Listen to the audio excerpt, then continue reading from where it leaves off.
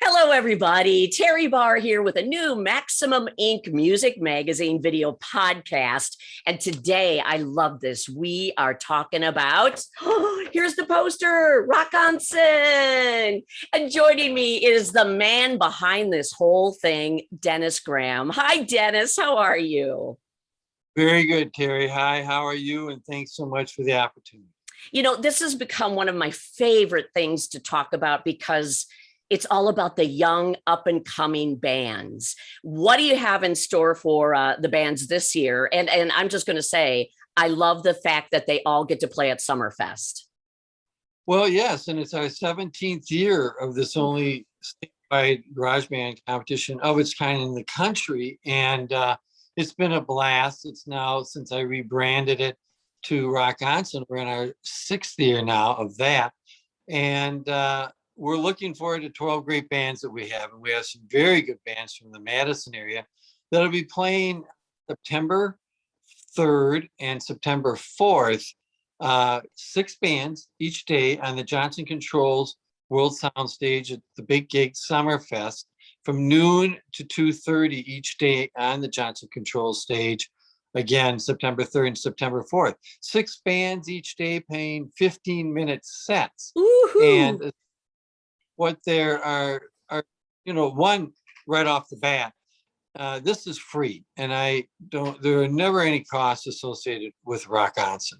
Yeah. And each band of the 12 statewide finalists, and they had all sent in one song, cover original, during the band application period. And I was blessed to have folks such as Kathy Detmers of High Noon Saloon Days, and Borna Velik of 1029 The Hog, program director and WKLH over there, 96.5. Yeah. And as Truesdale, a zeroed hero and a great mentor and guitar teacher as the judges. He is a great guitar player too. Wow. Yes, yeah. A very good guitar player. Yeah. And they scored out a top 12. Whew. All of those top automatically received 2 Shure mics. Very appreciative of Shure's support. One vocal, one instrument mic with cords that they received for free. And so when they're over at Summerfest, the world's largest music festival, they are competing hopefully to be one of the top 2 bands. And we will announce at the end of the second day on September 4th at 6 o'clock on our social platforms, TikTok, Instagram, and Facebook, the winner and runner-up. And the winner and runner-up will both win recording time at Blast House Studios in Madison, 12 hours for the winner, hours for the runner-up. The winner will also receive a wireless Shure vocal mic system. Wow. And then the runner-up will each get a second prize-winning Summerfest gig, a second one on September 18th at the BMO Harris Pavilion, 40-minute sets each, 2 o'clock for this year's runner-up. And the winner will play then at 2:50. Now, Summerfest have been just wonderful partners. And, we look at this, I look at this, is these young bands are really kind of the minor leaguers. They're hoping to make it into the bigs. Oh, yeah. This is truly statewide. And so they're very kind in giving, as we all dealt with the pandemic last year, when we collected all of our bands, we then, obviously with the cancellation of Summerfest for the first time in 53 years, I believe it was. That was incredible. Yeah. They said, hey, you know what, your winner and runner-up will be able to play next year, their second Summerfest winning gig. So on September 18th also, we will have the 2020 runner-up, which is Flying Fuzz, a great heavy metal band. I've heard great things about them. They are good out of Monona Grove and Charter and Monona Grove High School. Yeah. And so they'll play September 18th on the U.S. Cellular Connection stage. Okay. They're 40 12 to 12:40. And then the winning band is the ladies dominated Negative Positive. They're causing a big stir in the music scene in Milwaukee. They actually played in 2018 with us, and they will perform as the winner of last year's 2020. We called it Rockonsin at Home. The judges just went back, reviewed the top 12 bands that would have been able to play at Summerfest. Oh, Did yeah.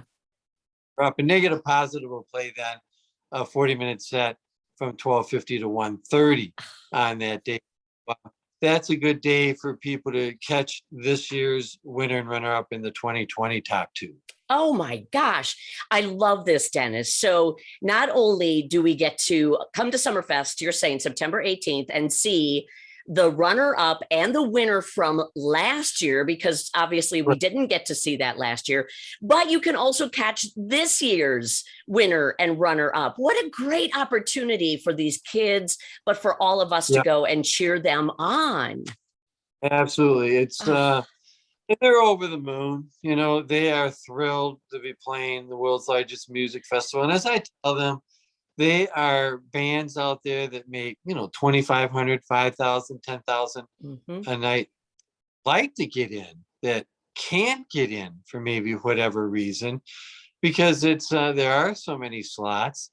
And actually this year now it's 9 days. This new format, it's not 11 days. So there's a wee bit few short amount of bands that are going to be in the total scheme, because obviously the 2 days shorter. But yeah, it's some remarkable talent, and we'll have bands, alternative music, rock music, heavy metal. It's just it's very interesting. We've had hundreds and hundreds of bands now, over almost 700 bands that have performed either you know, when I had the regionals before I took them to or now when I switched it over, rebranded to Rockonsin, where I just decided to have only the finals at Summerfest. And yeah, these kids are extremely talented. They come in, they use just a community drum kit. They have 15-minute sets, and they are able to get as good a sound as any big rock act gets out there. And they're always kind of blown away by it, you know, to be honest.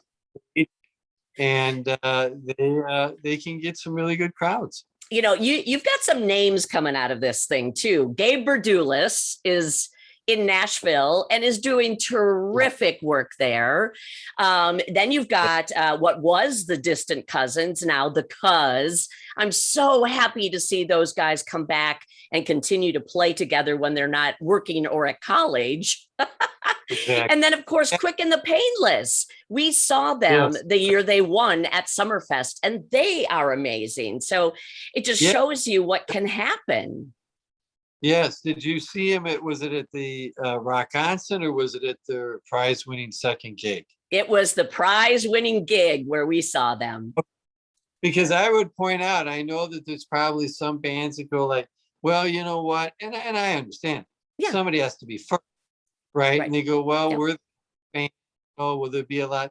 Quick and Painless was the first band on either the first or second day back in 2018 when they won in 2018. And the band listed from Gabe Berdulis, The Days in 2012, Gabe Berdulis Band in 2014, two-time Quick and Painless 2-time winner, the Cuz 2-time, and a runner-up then a third year. And they were the first Cuz to make it in all 4 years. They made it as what we called a wild card in that first year. And yeah, very, very talented, writing original music, all of them writing original music. Gabe Berdulis picked up his guitar, moved to Nashville as an 18-year-old, didn't know anybody down there, played every singer-songwriter circle, played every laundromat and every little place that he could play.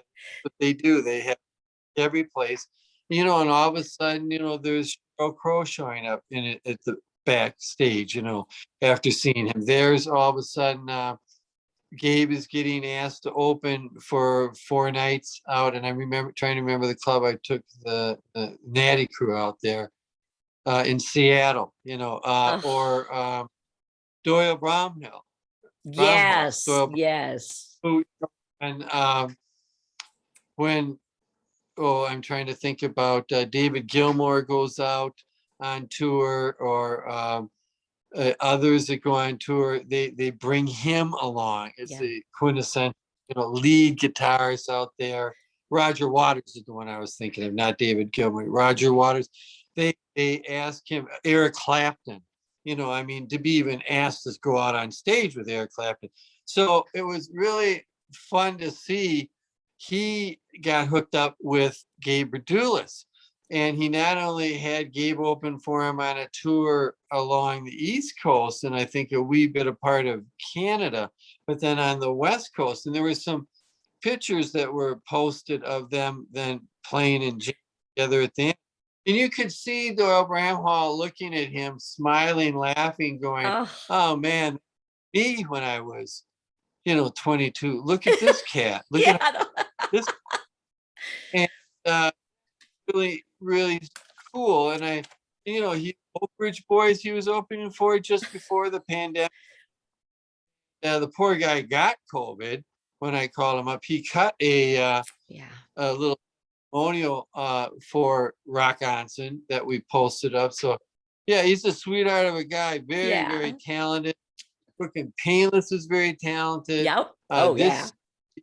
Because you've got now Sam off getting his doctorate. He's a brilliant kid, but he plays a hell of a guitar. Yeah, and absolutely. They're fun. And performance. And the one thing oftentimes people ask Teri is, well, what kind of delineates? Everybody's scored out using the same rubric, both at the band judges and then the three different judges. That at the finals are going to be Andy Wollman, Harry Chirkinian, who's the arts and theater critic for Shepherd Express. Ah, nice. And Mike Popke, you've seen his byline in the Isthmus. Absolutely. So they ask, they're looking at everything from, vocal blend, the synergy of the band, how do they gel, the of your instrument, and everything that combined to make, a good show. Good show. And that's what it is. That's what I've told people. Put on a show. Put on a performance. When you're watching the Cuz, they're all over. They're just, that's what Mick Jagger, he's all over. Yeah. Entertaining you. He's just not. I'm not going to bring up other cats that I know of, but they just stand there. Yeah. They're very good. They may have big hits, but they stand there. I want to see somebody do it, and that's a lot of it. And we don't have that down, but I think that's just something the judges will see. I think that draws. Wow, these guys are into it. Like there was a band that's in this year called Venganza.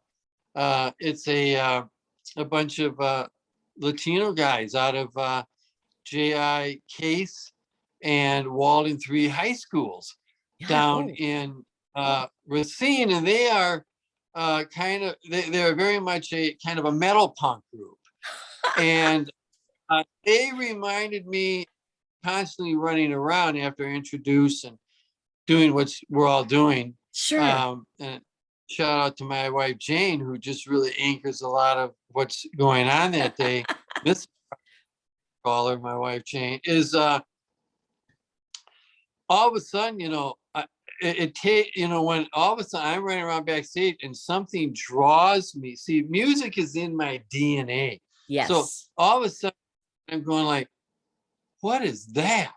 And I went around to see these guys, Venganza, this metal punk outfit. And as I described to somebody, they were kind of like a Ramones rocket train that was kind of out of control, but just staying between the ditches. and it's just the energy compelling, you know, it's just, it pulls you in. And Okay, so so those dudes have been these this are the year. reasons to go on the, I guess we're going to call it the semifinals, right? On the 3rd and the 4th Yeah, of September yeah, to Summerfest, to cheer these kids on because they're leaving their heart on the stage. And obviously, you know, yes, as yeah. you said, there's got to be a winner and a runner up, but why not cheer for all of them? And hopefully they can make something and stay together as a band. I Yeah, love yeah. this, Dennis. I just love it. Well, there's no forum out there. And when I met years ago with the Wisconsin School Music Association in the Yeah. other version, you know, I was actually meeting with them after leaving the Wisconsin Amateur Sports Corporation and Badger State Games and Ironman and all that I've been doing for about 18 years in the National Congress of State Games, that I helped create their Athlete of the Year program and all that, and the funding then from Citgo so that they could Yeah. have a national office, is Wow. that, you know, just, you know, looked at, I was asked to come in to meet with these board members. I don't need to meet with any board members anymore. I, I know you well enough I, now to know what you mean. I, I, I run my own show, man. Yes, you But do. and because they were interested in fundraising for the Wisconsin Center for Music Education.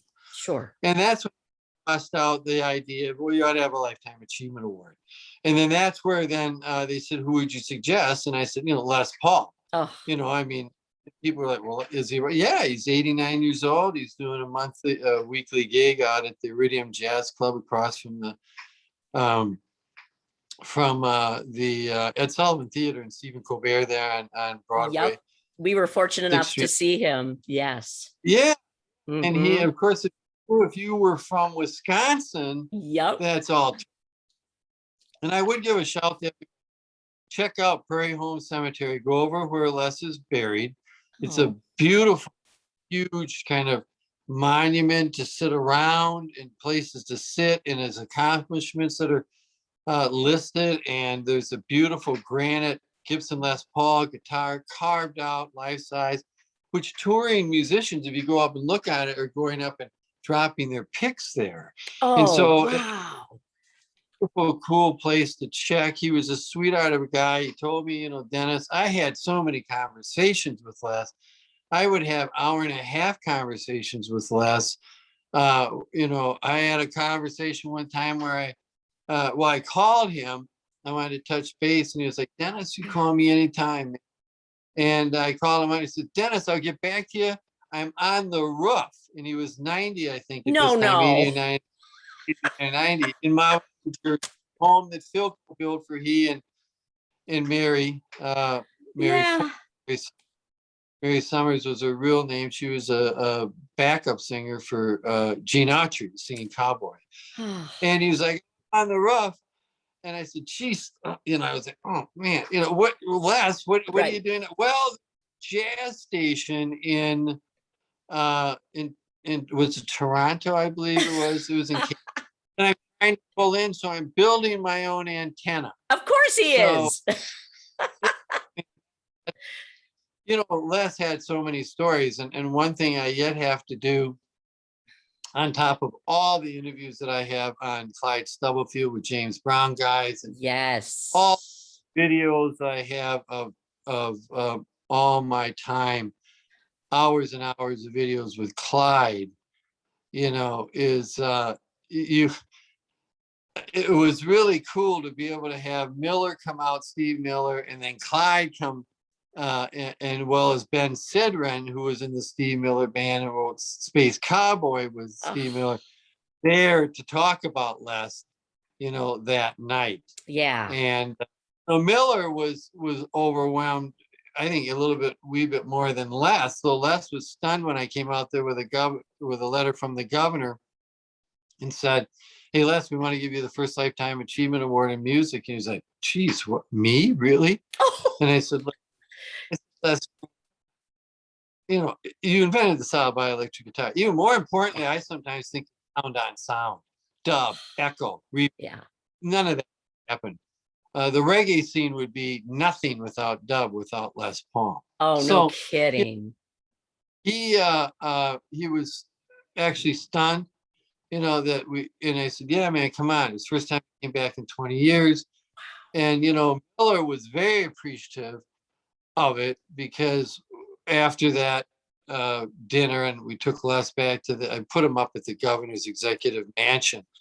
And the Governor Doyle was, whoa, man, and I had lunch. We had lunch with the governor and Jessica Doyle and Miller and myself and I and Mike George, and Andy Wallman was there actually too. And you could just see the governor, like, here was Les Paul on his right, here was Steve Miller, the Joker on his left. Like, holy cats, man. Yeah, it doesn't get much better than that. No, and Les was such a sweetheart, and loves Wisconsin so much. I said, I'm coming back. I'll come back to be buried here. But he had a lot of funny stories. And he said, I used to have illegal radio stations out in New York. I said, what? What do you mean? He goes, well, all the jazz cats would get together and jam, like on Sunday night. And, a whole bunch of us, wherever we'd be, maybe in a back room, someplace, somebody's apartment. But say if somebody was not feeling well, or somebody couldn't make it for some reason, I would set up a radio station, an illegal, and it could go on about 7, 8, 10 miles. Yeah, just enough. Yes, other cats here and listen in on the jam session. Oh man! And he said, I found out they were trying to find out where is this station? Why can't we find? He said, yeah, the FCC would have nailed me, man. Oh yeah. I mean, but back to Rockonsin, and he really supported it, didn't he? Because obviously he knows we all have to start somewhere. Yeah. Oh yeah. And Les, was basically self-taught, and he was trying to. The only reason that he really went, he was playing at that little drive-in on it would be Blue Mountain Road. Just across where it crosses the interstate 94. A guy one day said, Les, it's great listening to you and all that, you play at this drive-in, but we can't hear your guitar. And that really upset. And so he started figuring out, how can I, get the sound out? And that's when he then started trying to make the guitar solid, or putting in, socks and stuff like that, and then trying to take the pickup from the phonograph, and then trying to hook it up to some sort of an amplifier, until finally that was feedback, till he went with the solid body piece of wood. And it was just fascinating. And he said, that disturbed me so much, Dennis, that that just drove me, to figure out, how can I amplify this? Oh, so thank goodness he figured it out. Yeah. And a Wisconsin guy. I will tell you one anecdote. We should get back to Rockonsin. Is that I brought him over, after he came over. I spent 3 days with him, and I took him back to Milwaukee, to the airport. But before that, we stopped at the White House of Music, and they were one of the major sponsors of that Lifetime Achievement Award. Oh, wonderful. And so we stopped there, and boy, there's a crowd there. And I made a point of, like, all these old dudes and all that. There was a whole bunch of little kids there too. And I said, hey, fellas, you're going to wait for these kids. And so I put them up, and he talked to them and, signed everything. But later on, we went up to the CEO's office, and he told me, I didn't know somebody was recording Les and I. So we were sitting there for a half hour. It was just, Les is across the table and I'm out of the picture, but he and I are talking, and he goes, Dennis, I am going to come back to Wisconsin when I pass. He says, I've never liked Ma Wan Jersey. I mean, they had their 15-minute show there that Philco built for them, their house. Yeah. And he and so that's where they, that's where they lived, and it was also closest, obviously, to everything that was going on in New York City, the music scene. Yeah. Columbia gave him the masters to listen to of Simon and Garfunkel's, first album. Oh my gosh. So, they wanted him to listen. Jimi Hendrix, well, the Jimi Hendrix story is that one day Les was driving into the city because he was looking for gigs. His own invention, his own guitar, put him out of business, because then rock and roll, right? And they were all using Les Pauls. Sure. And what I did to raise money for when you walk into the Center for Music Education, the only one in the country, I told him, hey, you know what, I'm going to ask as many Les Paul playing guitar players out there as I can to donate a guitar, Les. And they did. And so I got, Charlie Dan, Billy Gibbons, and he had all the other guys signed. I had Joe Walsh, who should get all of the paycheck of the Eagles, as far as I'm concerned. I saw Paul Butterfield Blues Band and 5-man electrical band for $4 at the Coliseum 50 years ago. Oh man! But so in Steve Miller and Keith Richards sent a check and sent a signed guitar.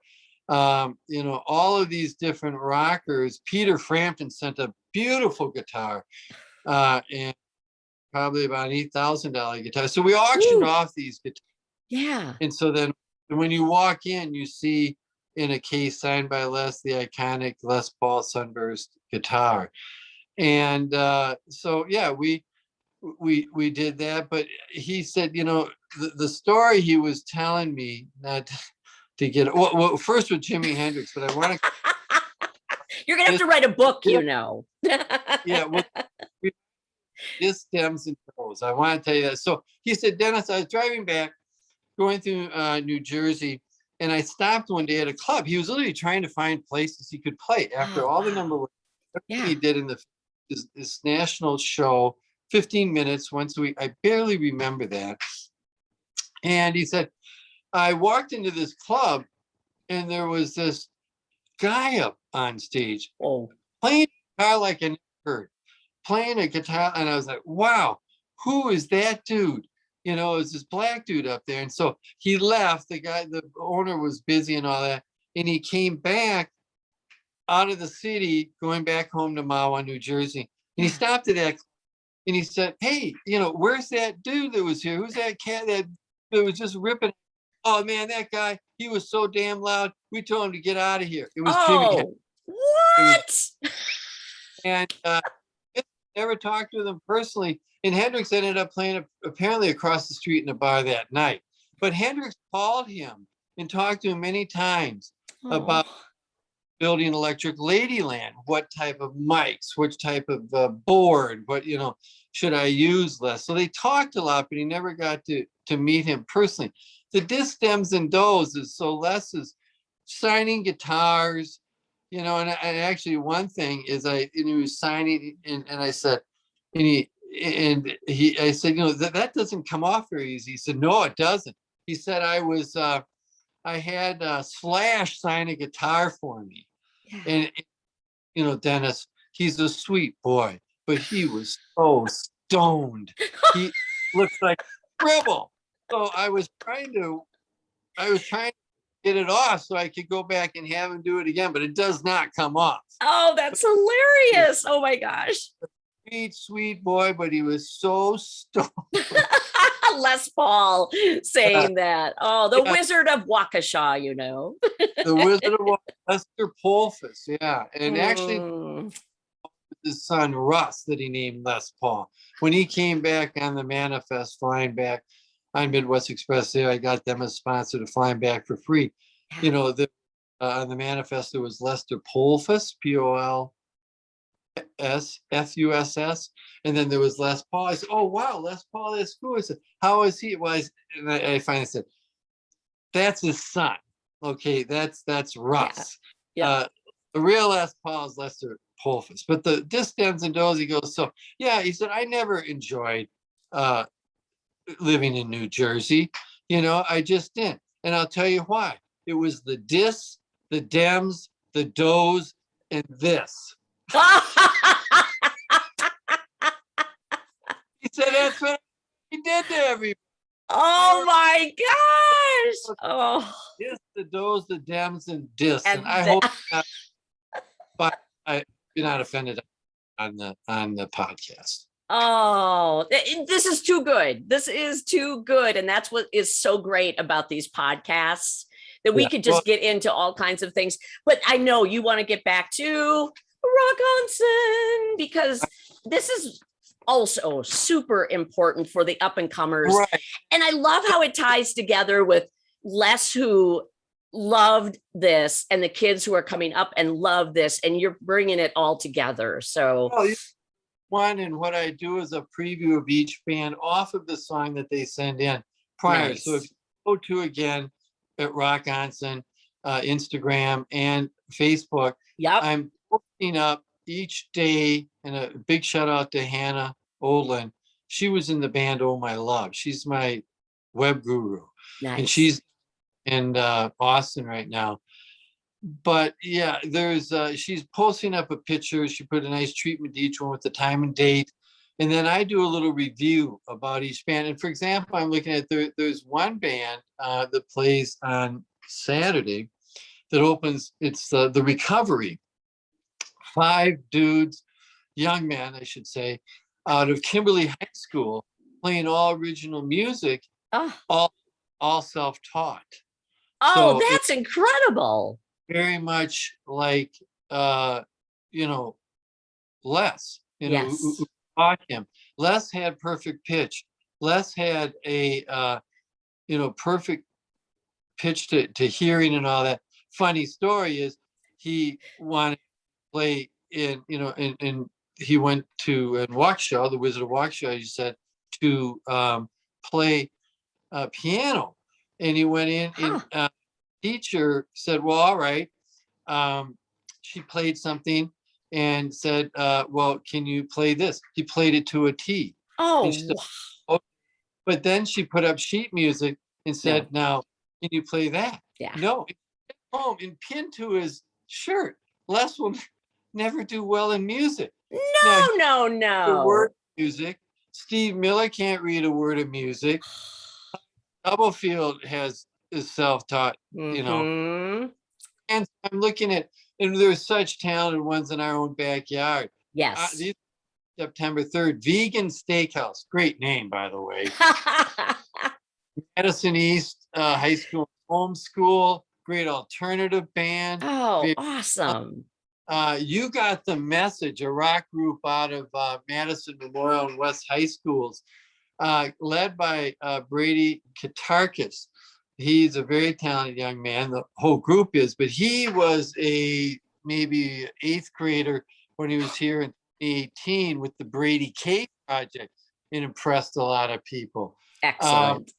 What we once had, they were last year a finalist band, as well as Vegan Steakhouse was, and last year, and they are out of Lake Mills High School, and something's going on over in Lake Mills. There is so much amazing music. Yes. Yeah. And you find those pockets, Terry. You find them up like at West North and Appleton North High School. Yeah. Eau Claire North and Memorial. There's a band. There's a band that's coming out of let's see, the main characters, and they're from Eau Claire North and Memorial High School, and they met and never knew each other over Zoom. And that is the best. I mean, that's how you do it these days. And then they started, when it got better, practicing on the guitarist's porch.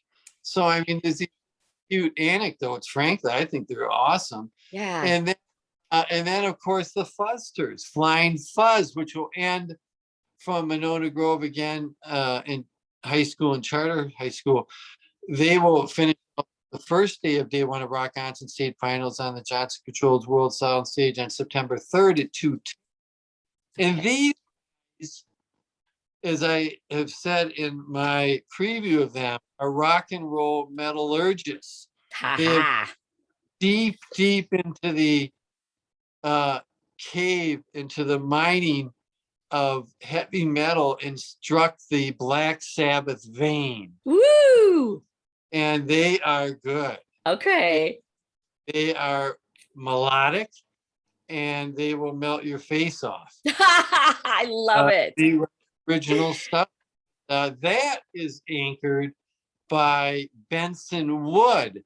Now, Benson Wood was in the first year, was the of Quick and Painless, their rhythm guitarist.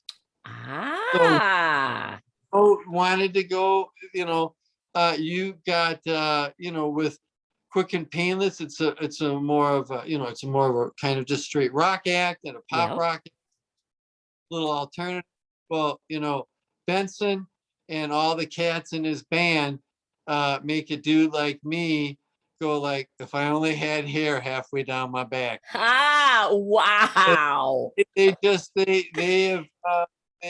They're really studying the influence of heavy metal. Yeah.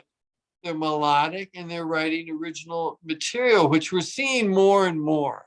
That's exciting, isn't it? Judged whether you write original or if you write cover, or if you play cover songs. That never do it. We do a personal critique with the judges each. It's only a quick 10-minute changeover because the community drum kit, and it's a positive critique. And you are scored on what you do on stage. Critique has nothing to do with it. It's what you leave on the stage is how you scored. And that's that take. So Dennis, give me the dates again at Summerfest, so everybody who listens to this can get there and cheer these kids on. Sure. And again, the Rockonsin State Finals are on Friday, September 3rd from noon to 2:30 on the Johnson Controls World Sound Stage.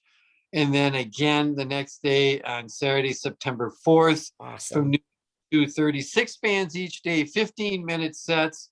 Last year, winning band, Negative Positive, the all ladies group, Milwaukee, and they just had a young man join them, was the winner. They will play along with Flying Fuzz, the 2020 runner-up, September 8th, Cellular Connection Stage at 12 and 12:50 respectively. And then we will announce at 6 o'clock on Rockonsin Instagram and Facebook this year's winner and runner-up, who will play on September 18th. Very exciting. Starting at 2 with the winner of the 2021 playing a 40 set, and then at 2:50 to 3:30 this year's 2021 winner.